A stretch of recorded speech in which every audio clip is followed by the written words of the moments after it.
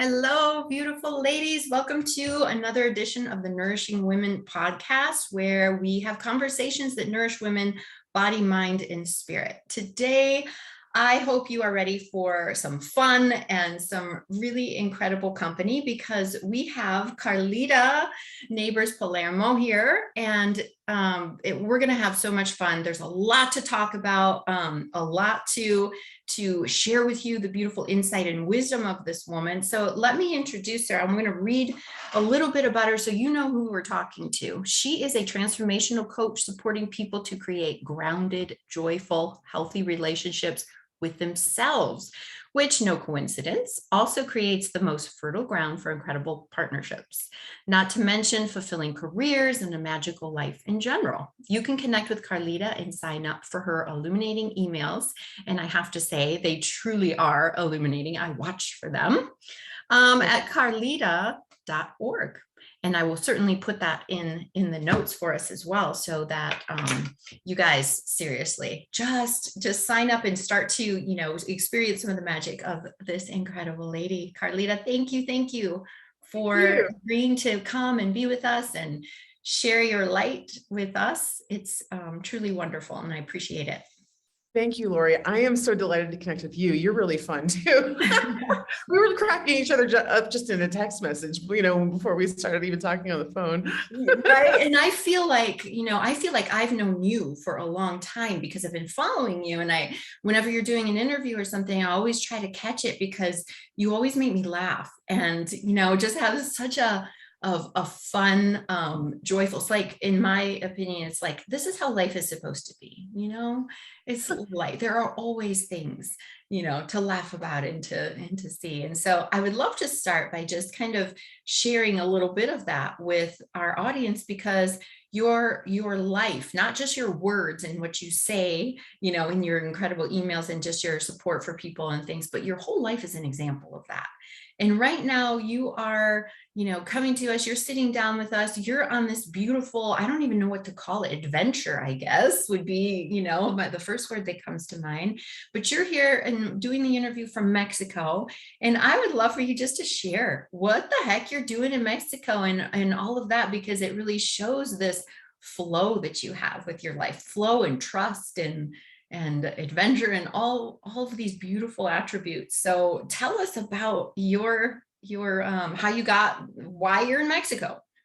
Well, to be honest, I live in Portland, Oregon, and I love that city. That city is the love of my life. I mean, it's the longest term relationship I have had. Like, I love it. And it's mostly been, I've called it my ongoing honeymoon, but nevertheless, every single winter there, it's very gray. The days are very short. And I struggle with seasonal depression.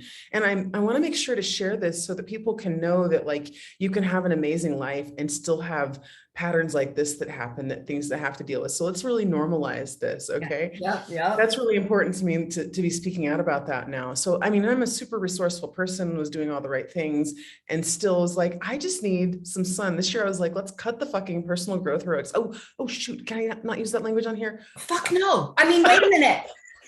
Well, we both did. So I guess it's open for business now. Okay, great. I'll put a little parental discretion advised at the bottom before I put it out.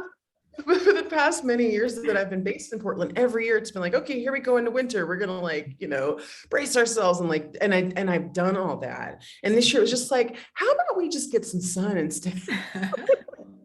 So I was gonna come to Mexico where I could still work and see my clients online, and it was gonna be a kind of a quasi adventure compared to the things I've done in the past. And it happened to line up with me going on a co-working retreat with a bunch of really cool tantric entrepreneurs for a month. Mm-hmm. So not only was I going to get to, work and be in the sunshine and have sort of an adventure, I got to have connection as well. That just landed on me the second I was out and was just planning on this, that came. Yeah. And I was like, wow, like the universe totally met me more than halfway on that one. That was incredible. And I was going to be gone for a month, and now I'm going to be gone for at least 3 months. I keep not going back. So it's been magnificent. I've stayed in Mexico. I went to Costa Rica briefly.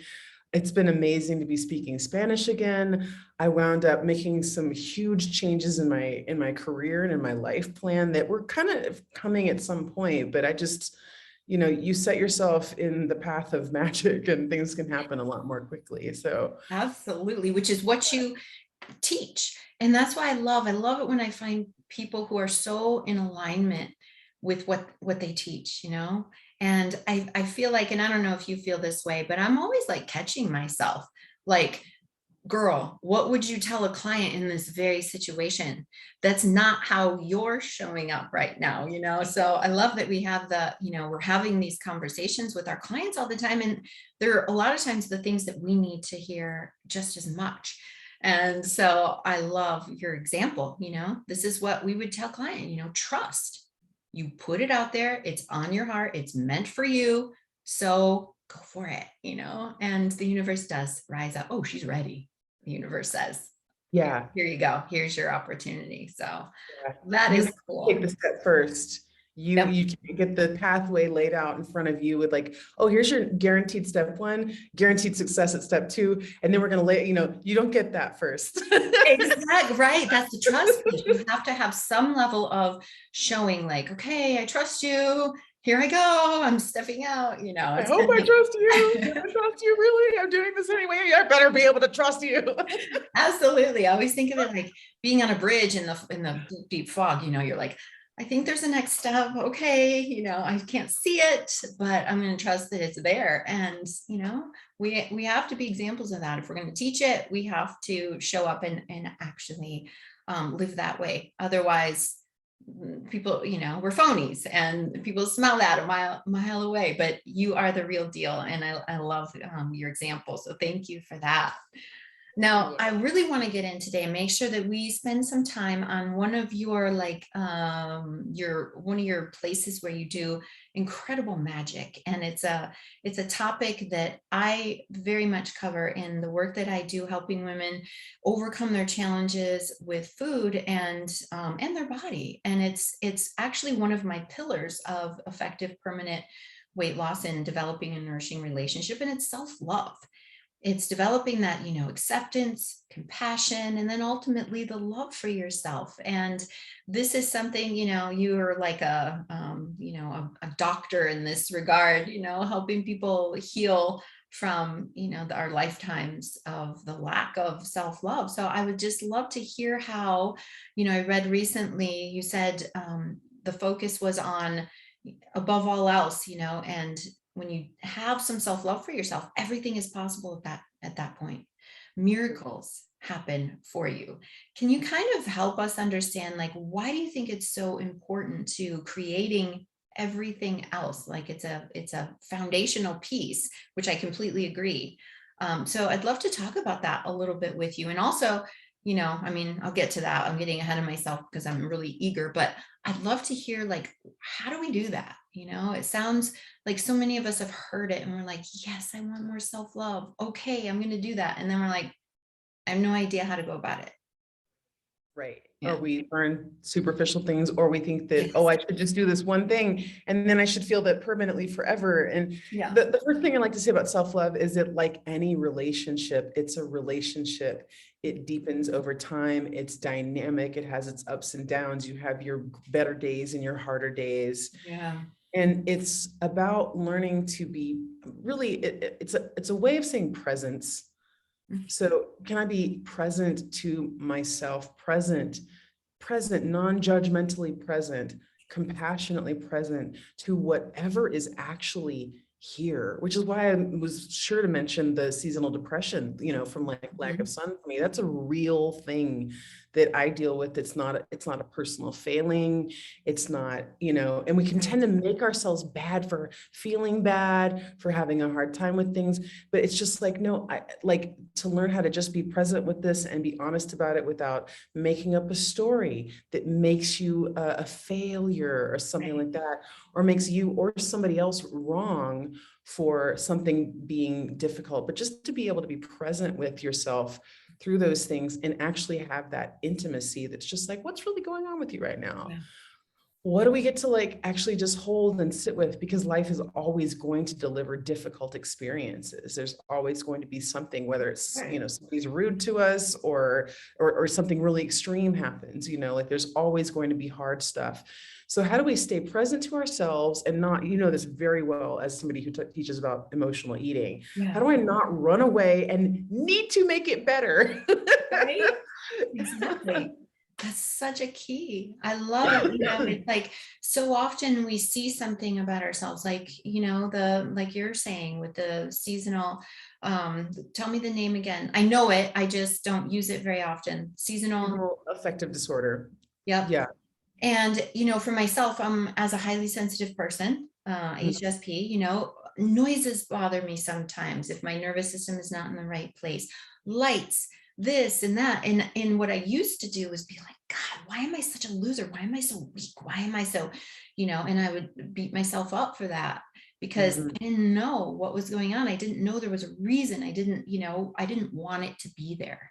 And so when we meet these things with judgment or resistance, like, I don't want it. Nope, I'm going to rise above it and just, which we can rise above it, but not in the way we think, right? Not by saying, Exactly. toughen up, quit being a baby. That's not rising above. What you're saying is rising above is meeting it with compassion.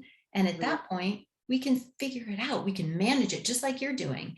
And it doesn't involve having to go to Mexico every time, right? You Right. find ways in, the best you can do. And it's when you do that, the difference between the judgment and resistance versus the compassion and caring and help, you get to, that's two different lives. Yeah. And it's true. And it can go in different ways at different times. So this is an important distinction that you just brought to mind here is that, well, like, was I running away from that to come to Mexico? No, coming to Mexico was an act of love that I decided upon from listening to myself and deciding I'm not going to force you to do like people would give me advice like, oh, it's a great time to just accept what is. And I'm like, that sounds really nice, but it's actually feeling really cruel to put myself through this every year. And I really came to ask myself the question, like, why do I have this demand that I'm making of myself? Yeah. How loving is that, to be saying, oh, you just toughen it up and like, do better or something like that. Like it's a difference from it's not a knee-jerk reaction to be like, oh my God, I have to get away from this now. But like, let's sit and really be with this and really listen to this and find out what the solution might be. And honestly, I think my soul was saying, this was always your dream. We're going to kick you out of the nest. Right? And Yes. I love that city. And it would be very easy for me to be stagnant in my city where really like I needed to be traveling right now. Like this has been about so much more than just getting some sun. So many more things have happened. Absolutely. So it comes from listening. It's not, love isn't going to dictate one specific single action. It's not prescriptive like that. It's from listening, and you'll find out your unique guidance in any given moment about what's really needed from that. So it might be staying in one place and learning how to like, which is what I did for years. And that might like learning how to go deep, getting honest with stuff that might be coming up from like deep subconscious levels. Or it might be like just actually doing something more gentle, like you would with a child. We wouldn't tell the child, like, just like, duke it out. Like, no, you just let them go to bed or feed them a nice meal or whatever it is that sweet child really needs. Yeah. Thinking of yourself in that way as that sweet child. And Mhm. so overcoming the judgment around it, really asking yourself, where did that come from? Why do I need to judge that? And sometimes it's, probably comes from our cultural influences. We live in a culture where it's supposed to be toughness and, drive and all of that kind of stuff is so valued and so talked about. And whereas, the opposite, not as much. So, I mean, I'm glad, thank God for people like you who are, bringing some balance to the discussion and to that world. Let me ask you, what is I mean, it's so hard because it's so individual and all of that, but what are some of the tools that you give as far as, people who are just starting on their self-love journey? What are some of the first steps that they can take? And I always feel like I know when I was in the very beginning and I didn't understand this on any level because I didn't see how the process worked. I could see what was being taught to me in that moment, but not seeing how it was going to play out and what it was going to look like. I really struggled to apply this in my life. And so I always like to give like, here's an exercise to do, not because the exercise is magical or, it Right. is whatever. It's just to start to help you tune in a little bit. And so what are some of your, if you would be willing to share with us, what are some of your, first steps for people when they come and, obviously need some help in the self-love arena? One major foundation of my work has been a process called inner bonding by Dr. Margaret Paul and Erica Chopich. Oh, you're familiar with her. Oh my gosh. Yeah. I love inner bonding. Inner bonding came to me, thank God, early in my journey, and it just blew me away. It was like, wow, new perspective. Yeah. Wow, I did not know that you were, that I gives me a love whole new level of just appreciation and respect for your work because it is profound. So tell us about that. Tell us, please. it is profound. It's when I started. So here's the thing with self-worth, love and self-worth, when you don't have a whole lot of it yet, it's hard to stick with these things. So Yeah.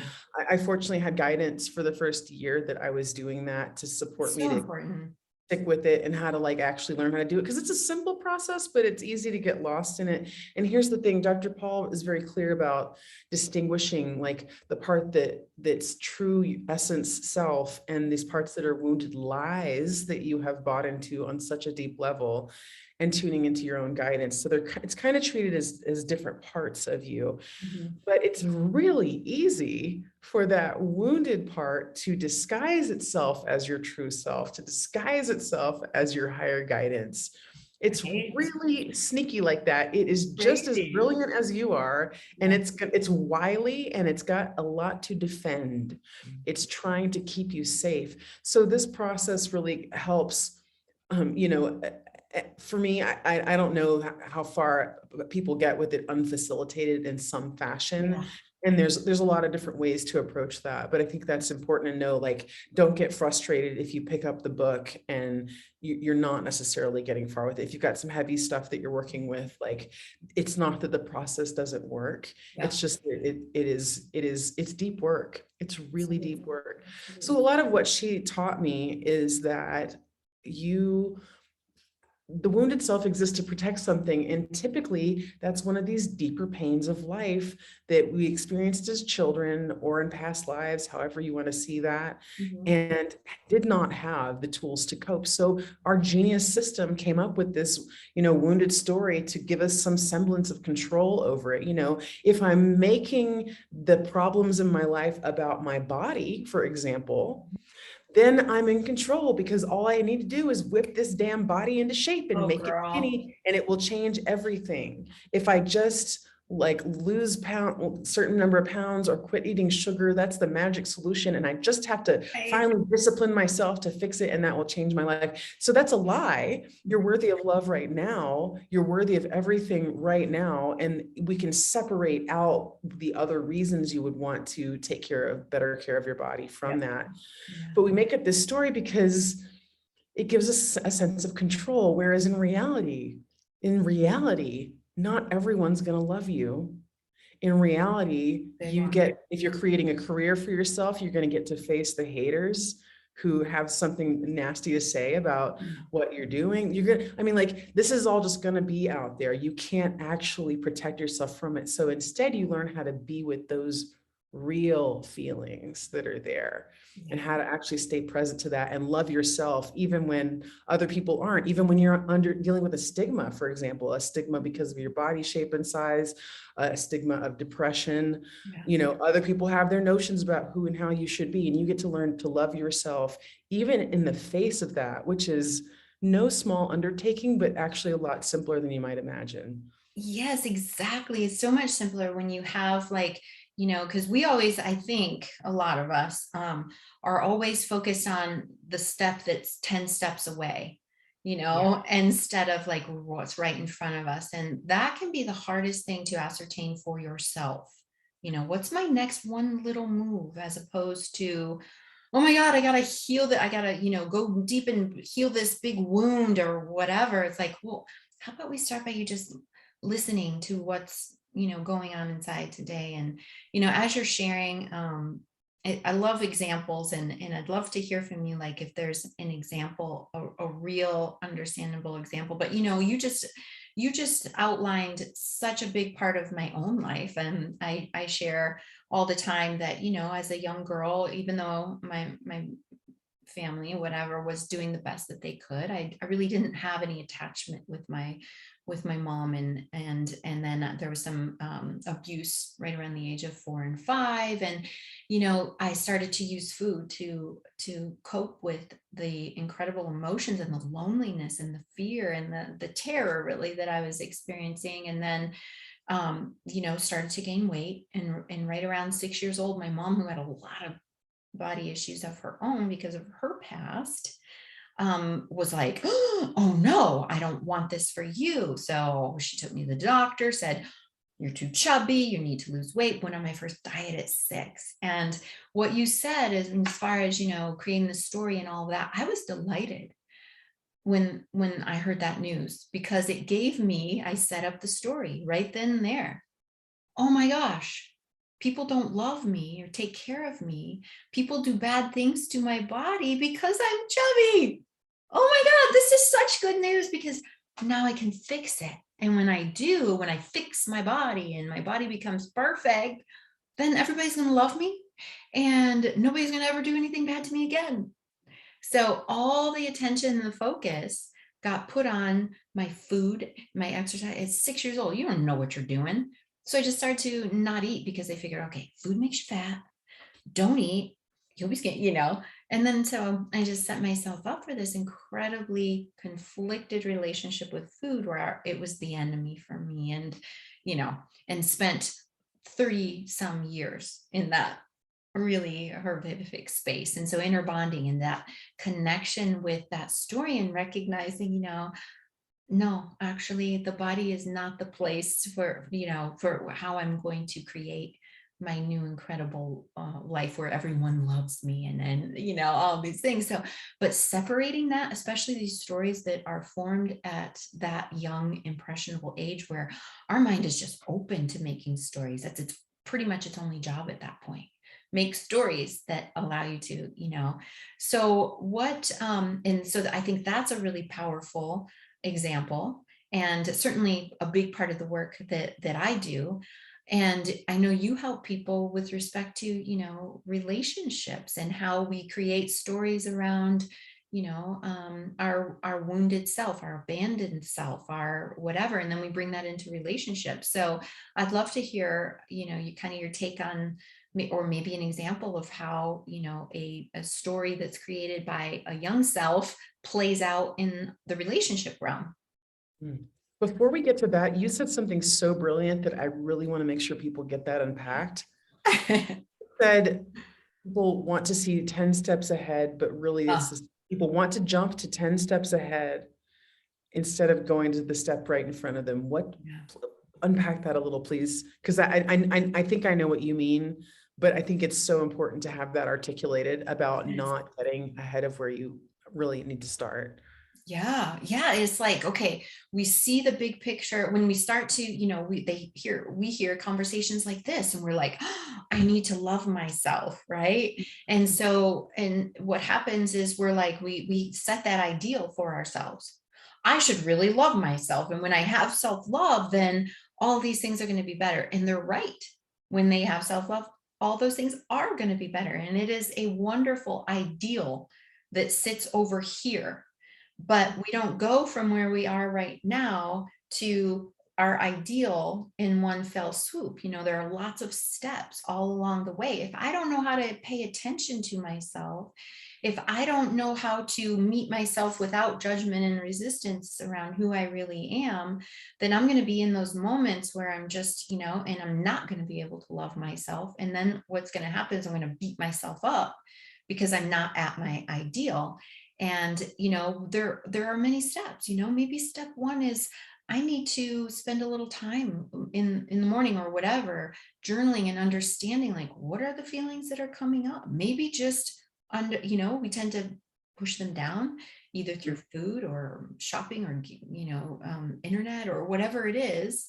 And we don't even know who we are inside. How can we love something that we have no knowledge about whatsoever? So maybe step one is just, sitting in and asking yourself, well, what's going on inside, and Lori, I want to get to step 10 where you make me skinny already. exactly. Yeah. And of course, in my work, it's like that. It's like I have the ideal that I'm going to give up, I'm going to go Whole30.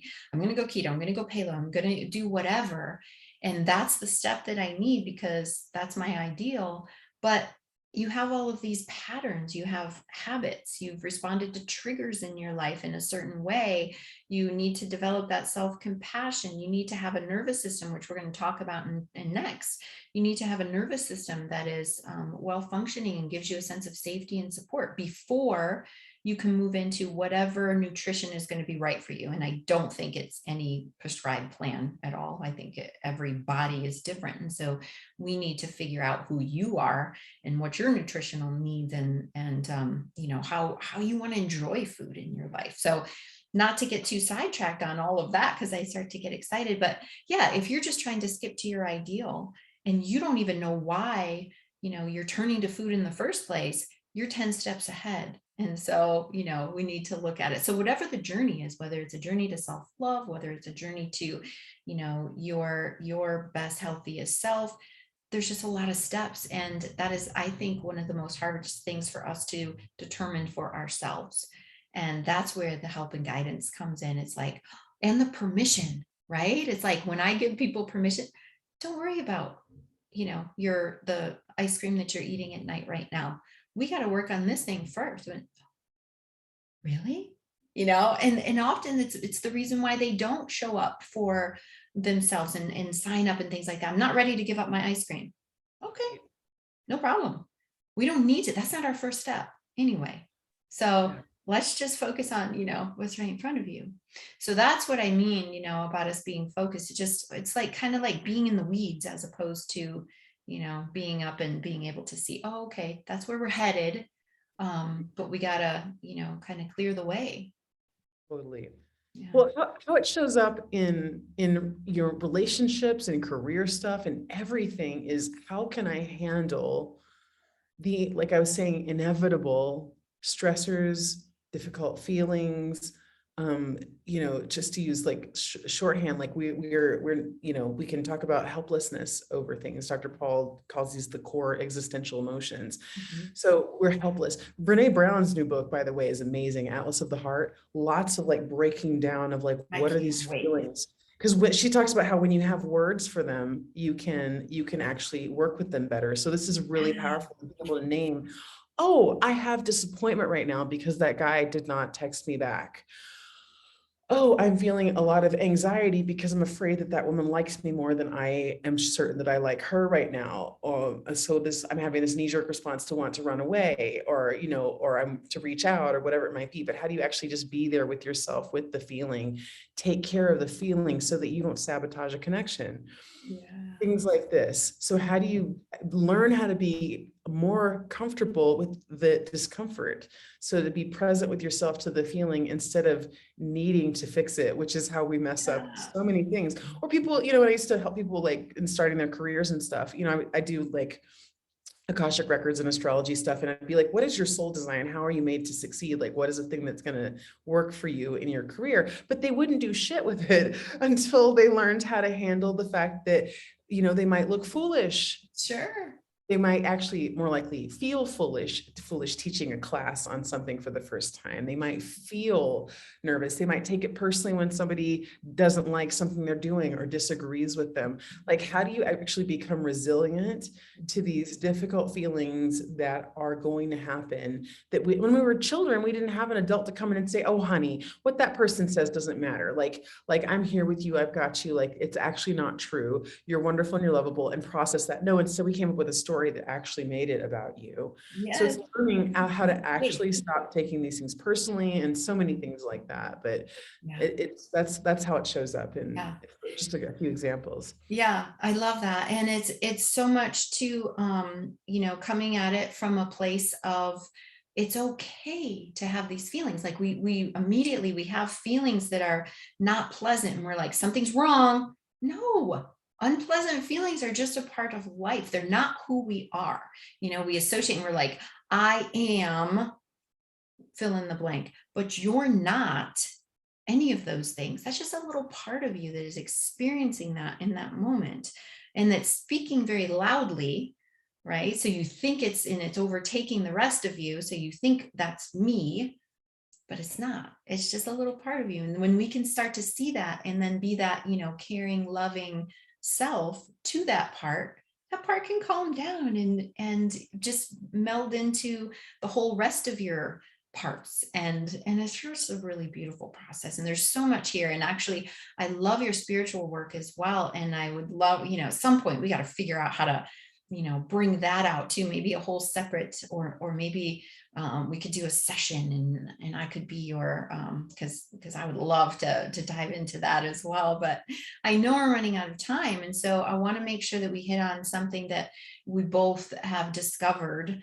in our work with people. And that is the nervous system and the importance of the nervous system as a foundational piece, right? We talked about self-love as a foundational piece, but even before we get to self-love, we have to have some, work with our nervous system. If our nervous system is in a place where it has a felt sense of safety, what I call, and what I learned from Dr. Amy Epigen, who's like credible pioneer in this area, is we have this space, if we think of it like a spectrum of calm aliveness, right? Where we are living life, we're present to what's happening. We're not shut down and just like disconnected, but we feel, so that's the alive part. And we're also feeling calm about it, just, acceptance and feeling empowered to, handle whatever it is, not over here on the spectrum where we're like, oh my God, frantic, this is so stressful, this is so bad. So this beautiful space of calm aliveness, which is available to us, it's our natural state, it's available to us all the time. And when we're in this space, as I teach, and this is the beginning of all of my work with people, this is the place where we have access to our most evolved brain. When we're in that space, we can form new neural networks, so we can break habits, we can change our thinking, we can embrace ourselves because we feel safe, right? But when we're either here or here on the spectrum, survival mode, it's not safe to think differently. It's not safe to go inward. Nothing is safe. And so we may go through the motions of doing, the exercises that you give people or the work that I'm encouraging people to do. And they might go through the motions and try to do it, or their nervous system may prevent them from following through with the work that we give them and offer them. So in either case, we can't change or transform. We can't become new people if we're living in survival. It's just, how it works. And so I know we had a great discussion about it and about how, you are certainly, finding that to be true in the work that you do with people. So how would you kind of connect the self-love and the nervous system and anything else that, it's important for us to know about the nervous system with respect to the journey that you take people on towards where they, are now to where they want to go?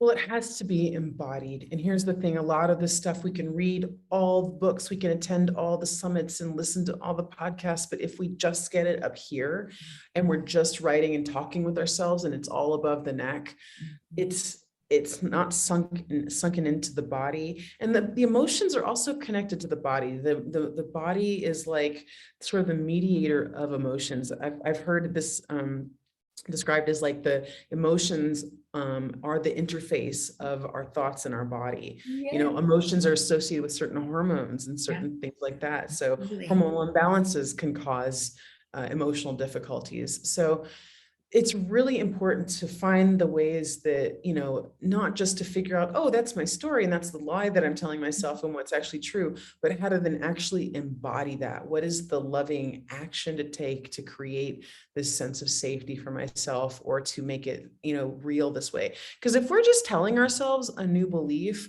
that on a deep subconscious level, we're not ready to handle or can't believe, like that's why affirmations are sort of limited in their effect for people, because it's just happening on this one level where on another level, we're like, that's not true. I don't buy it. Right. It's just, So, rejected. So action is one way that we can really embody this. That's why ritual is so powerful, because whenever you're putting objects on your altar and, making it real to the body, just on this very primal level, that's real to us. That's why truly visualizing our success is so powerful, because it's taking it deep into the subconscious mind. And that's why action is so powerful. We were traumatized at the level of action, at the level of what actually was physically done to us, what was verbally said to us and received into our ears. This is reality, three-dimensional reality that happened to create the trauma. So we're going to use three-dimensional sensory reality pieces to undo it as well. So that's super important to use this to really integrate it. So that's an important piece in the process, is how do we make these things real to us? And you've introduced to me, like, I was thinking about, like, what are some other ways to like really do this? And right then you show up in my world, and we're talking about this beautiful, like, somatic experiencing stuff that you do. And I'm like, I want to deepen that. How can we do that? So I'm actually going to take your class with people starting. I love it. Yeah. May 6th. Yeah. We're starting that. And you're right. There are many different modalities, but, if we can start with something as simple as somatic experiencing, which is just listening to the nervous system on a really deep level, connecting and making friends with it, opening up, and then there are so many beautiful things that you can always be doing in like the next level, with our nervous system. And it's just such a beautiful place. And what really frustrates me for people is, they've been showing up for themselves or trying their best to show up for themselves. They've been doing the work, in a lot of ways, and just not seeing any kind of real shift for themselves. And if that's the case, if you are showing up and you're actually doing the work and you're not, or trying to do the work, but for some reason just find, it's been a week, I said I was going to do it, but I didn't. It's your nervous system that's blocking that's saying that's not safe, don't do that work. Or, and so it's just so powerful. And it's, when people are, frustrated by that, and it bothers me so much, because I want them to get reward for all the hard work that they're putting in. And so I love that you're somebody who recognizes that and can, especially in certain cases, and really offer that as, okay, first, here's the work that we need to do for you so that all your effort can be fruitful. And so that's beautiful. And I love that, we're going to be able to continue our discussion about that and grow and learn from each other. And that's how we're going to be able to serve at the higher level that we are called to serve. And so it's just amazing. It is amazing. Yeah. Makes me so happy that I went through all the how to be uncomfortable that was required to get to this point in my own work, because it's such a deep pleasure to get to serve in this way and to connect to people like you. And oh my gosh, it's so cool. I wouldn't change any of my past, and I'm sure you're the same way. It's like this enabled me to understand the process, to understand what a heart feels like when it's in that that space, to know what it's like to want to stop doing things with food, but just not being able to get there. So and I know that for you, your people are like, I know what's out there for me. I know what's possible. But I just keep getting in my own way, or keep, lack that confidence or whatever it is. So like I said before, I really hope you guys will connect with Karlita and just, start to see what she's all about in this, short time that we had her today. We touched on like this much of the bigger picture. And so do not let this opportunity, this amazing woman, this opportunity to get to know her and learn from her, don't let it pass you by. Sign up and get connected a little bit more. And so let me ask you, where are you going next? Maybe you don't know. Maybe you're just allowing that beautiful flow to come and guide you. But any plans for for getting back or going somewhere else or anything like that? I've had just some uncanny guidance that I need to stay right here in this town that I'm in right now for a while. So that's where I'm gonna just be. It's Well, it's comfortable, but I was kind of like, why am I here? But then I just was getting these signals from multiple directions, just like, just be here for a while. don't leave. Yeah. Yeah, and then I'll go see my family, and then I have some things to tend to in Portland at last. But Yeah. yeah, this is where I'm going to be. But I do want to leave people with the just a quick, easy beginner practice, which is Yes, just I to love it. begin, like when you notice that you're feeling some kind of discomfort, or when you notice that the behavior that you don't enjoy Yeah. and want to Those stop. words. And this is not saying you have to go not smoke the cigarette or not eat the ice cream. This is not saying that just by stopping and doing this exercise, you have to it means that you have to not go do that. But Right. this is just a practice of becoming present. Yeah. Just to stop and say, what am I really feeling right now? And it's okay if you say, oh, I'm feeling sadness, or I'm feeling loneliness, or I'm feeling anger, or something like that. And then you still go and eat it. Like, that's okay. But just to begin to notice is this first step right there. So to begin to notice that is really huge. So Yeah. that kind of weirds me out, because I mentioned to you that I'm in the let's see, 4th day of a 5-day challenge for on emotional eating, ending emotional eating. And as soon as we wrap up, I'm headed over to that room to do that session. And that's what today's topic is. Mhm. It's about the first step, right? We think the ideal is, how do I control myself so I don't eat in those moments where I'm feeling triggered? In step 1 is just saying, what's going on for me? What do I want the food to do for me? But if we're so caught up in that moment, I'm paying attention so that I don't eat, then all of your energy is going into don't eat, and you can't figure out what you're feeling in the moment. And so you've lost that whole opportunity and it's been for nothing. So I say, make a plate for yourself, sit at the table, make it lovely, invite the experience, and just ask the question, even while you're eating. It's not about, like you said, don't smoke the cigarette, don't eat the food, don't yell, whatever.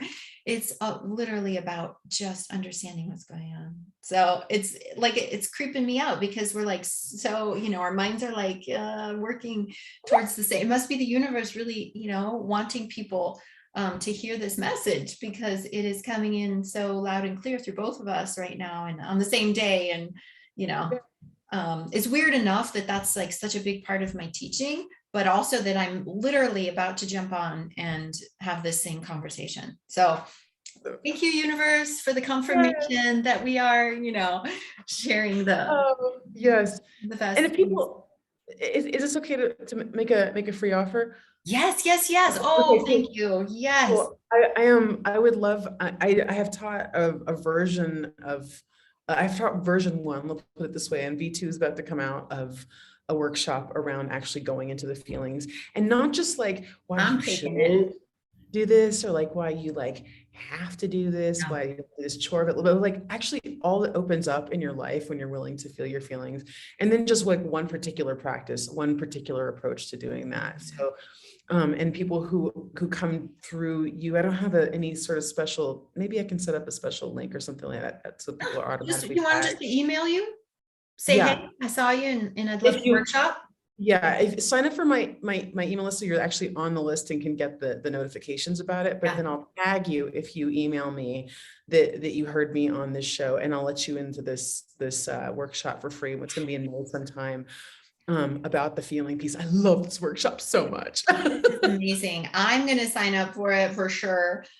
Because, and hopefully, but this is beautiful. This is such powerful work. And so you guys, please, I want to air this quickly so that people can be sure to get in for me.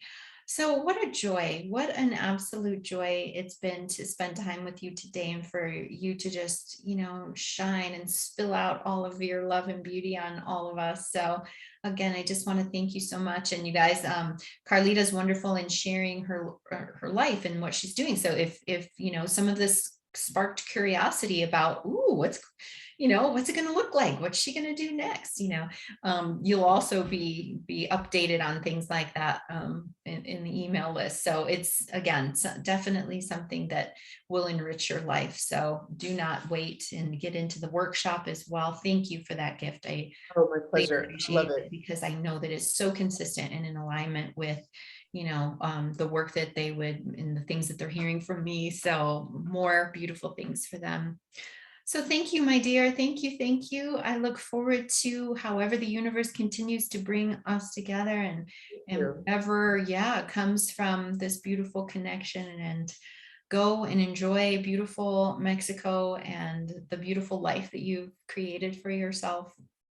Thank you, Lori. My pleasure to get to know you. Also, what a wonderful treat. And I look forward to our class together in May. That's going to be Absolutely. awesome. I know we have to be more serious though, because otherwise we're going to distract everybody and everybody's going to just be, laughing their head off and stuff. But I think we'll do okay. I think we'll manage. Okay, my dear, much love to you. Thank you guys for watching and being here with us. See you next time on the Nourishing Women Podcast. Yay.